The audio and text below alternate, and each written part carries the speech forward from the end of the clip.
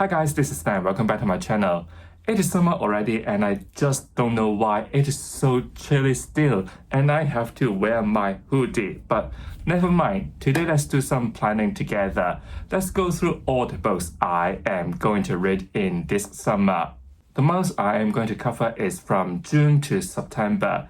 There are some books I have already mentioned in my June's TBR, so I will be brief there. And if you know me well, I can only finish 4 fantasy books in a month. That means that June, July, August, September, there will be 16 books in total. So if you enjoyed this video, don't forget to give it a like, subscribe to my channel definitely so you won't miss any fun bookish content from me. If you love what I am creating here, feel free to visit my Patreon or Ko-fi. You can also visit my Instagram for more daily updates. All the links you need will be in the description below. You can also share what books you are going to read in this summer, or is it like a series that you aim to finish? Feel free to share your thoughts in the comment below. First of all, for my 2025 reading plan, which you should be quite familiar at this stage already, I have 2 epic fantasy series that I want to finish by the end of the year. So everything here should stick well with the schedule. I don't want to miss out anything or like chase after that night. That's not a really good feeling. The first series I want to tackle is the Echoes Saga by Quaintrell, and I am going to read this series on a monthly basis. So in these 4 months, I will be able to finish the second trilogies in this series. In case you don't know, in this 9-book saga, you can further divide it into 3 separate trilogies, but they are all in chronological order. So in June, I will be reading The Fall of Neverdark. In July, it will be Kingdom of Bones. And lastly, I will finish this second trilogy in August with Age of the King. I think the second trilogy in this series is called The Echoes of the Lost. It will mean that in September, I will start the 3rd trilogy in this series with the book called The Knights of Erador. I really love this self-published epic fantasy series. Every book, you can just tell it grows, and I really love the world building as well as the actions. The characters are all like grown with us too, so I am really into this series at the moment. And the second series that I want to finish by the end of the year is The Wheel of Time, which I will read on a bi-monthly basis. I don't need to read any book in June, but in July I will read the 12th book, which is called The Gathering Storm. In September, it will be Tower of Midnight, which is the 13th book, obviously. What I would say about The Wheel of Time at this point after finishing the 9th of Dreams is I am having some sort of love-hate relationship. There are some elements I do really appreciate, especially with the world building and the characters, but the middle slump in the middle of this series is just a massive hurdle that you really need to go through. After 9th of Dreams, it looks like everything is finally back in track, so I can't wait to finish this series by the end of the year to see how Robert Jordan and Brandon Sanderson gonna conclude this massive epic fantasy series. If you know me well, or if you just look at my shelves, you will know that I have some fantasy book subscription. There are 2 currently, which are the Broken Binding Fantasy one as well as the Firebird Romantasy. The Broken Binding one is more urgent in a sense to me because it always comes with like a series or a trilogy, meaning that it is not like other fantasy subscription where you can randomly pick a book from itself and you can just read it. If you don't like it, just like skip it, read the next one.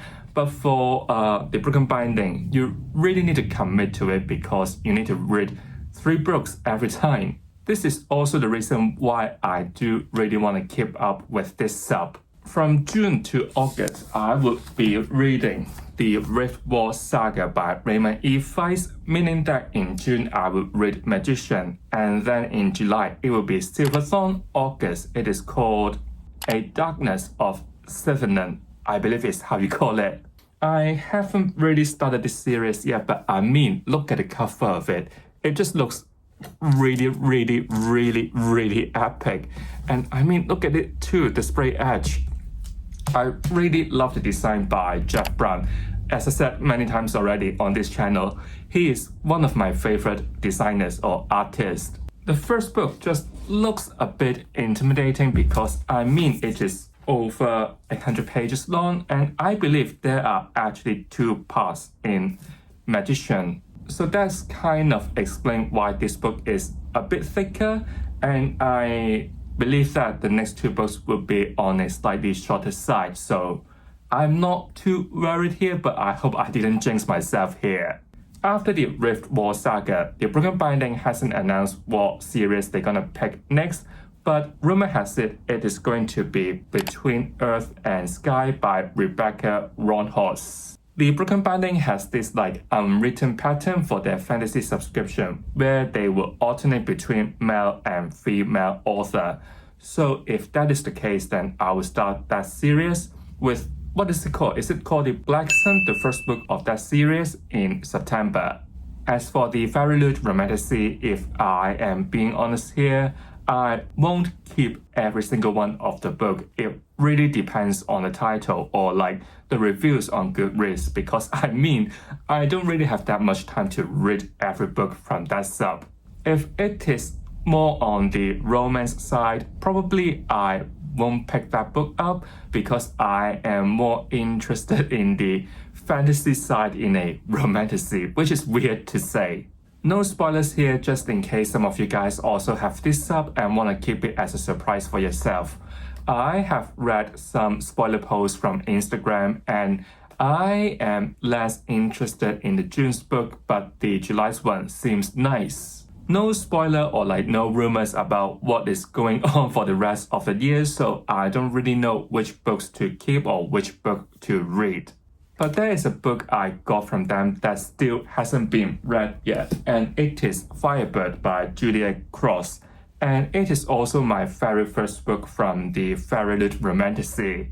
Once again, I got it only because it is designed by my favorite artist, Jeff Brown. The only thing I have heard about this book is the controversy around the tropes being used here.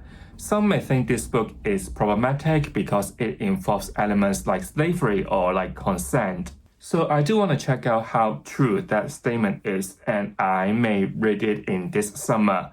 And the color of this book looks like a summer read too.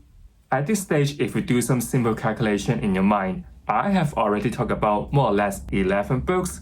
I can only read 16 books in this summer, meaning that there is only 5 books left to choose from, which is not too many.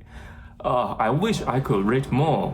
So maybe we can quickly go through the books that I have already mentioned in my June's TBR. First of all, I have Neverdark by Robert J. Hayes, a relatively shorter standalone set in the Mortal Technique universe crafted by the same author. It is an Asian martial art inspired fantasy called wuxia, and in this book, our main character wanna assassinate the immortal emperor. To achieve this, obviously he needs allies, but there is a catch here. In order to join this main character, they all have to die first. I was always interested in this book. I first came across it with the Broken Binding, what is it called? The most expensive edition. The one with golden foil everywhere. But obviously that one is too expensive for me, so instead I got it from the Page and Wake sub and got it from a pirate seller. There are just too many chunky fantasy books in my June's TBR, so I do need something shorter to read, and it is really perfect. And the last book on my June's TBR is The Book That Held Her Heart by Mark Lawrence, the last book of the Library trilogy. So it means that if I finish this book, I can take off another fantasy trilogy. To be very brief here, it is about a massive library where centuries of knowledge is stored. Through time traveling, our 2 main characters, Eva and Navira, gonna meet and explore the nature of this massive library.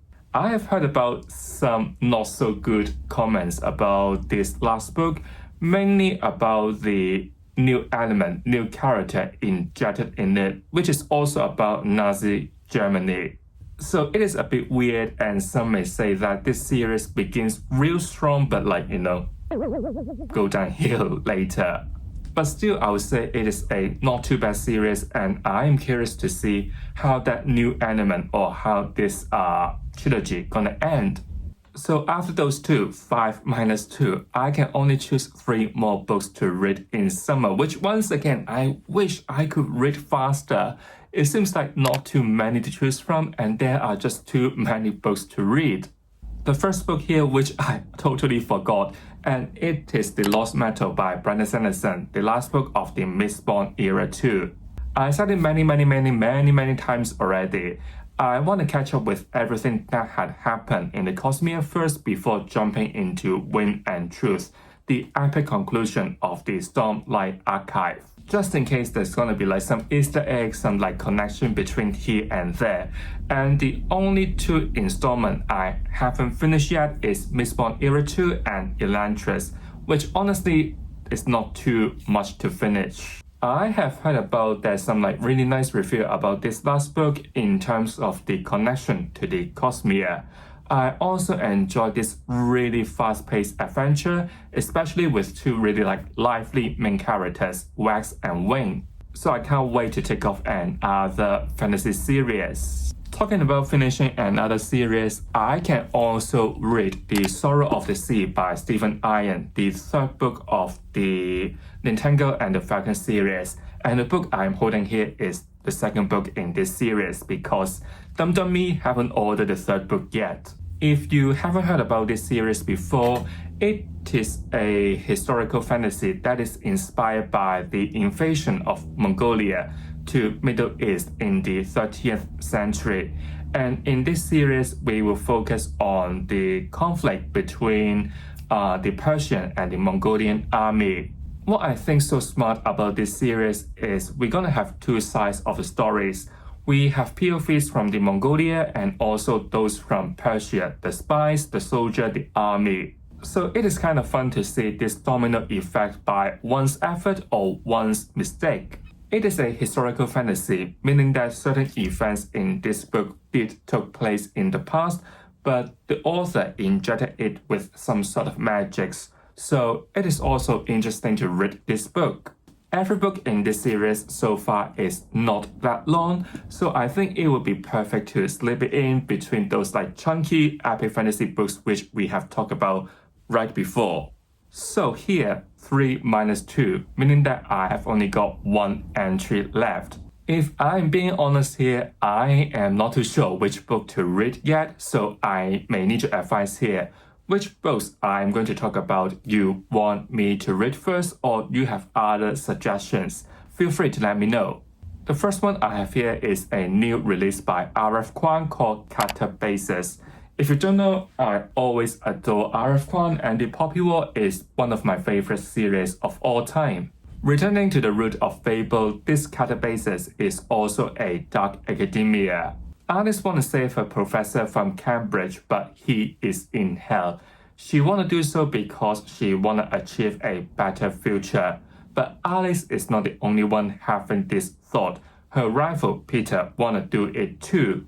Just by looking at the synopsis, I don't really know how this story gonna turns out, but I have read some reviews saying that this book is like R.F. Kuang showcasing her talents or her knowledge around certain topics. So I don't know how the concept of hell and the knowledge from R.F. Kuang gonna combine together to create this kind of story, which is kind of interesting, but I hope it is not too heavy like Babel in terms of all the information you need to process.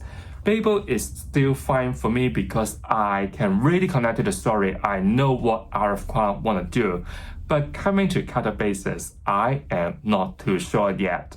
Another new release I have in August is The Art of Legend by Wesley Chu, the 3rd book in the War Art Saga. This is another martial art inspired fantasy with lots of lively action sequences. I love the take of a chosen one that still needs some training and guidance. The side characters in this world is also really entertaining and messy like Tisami.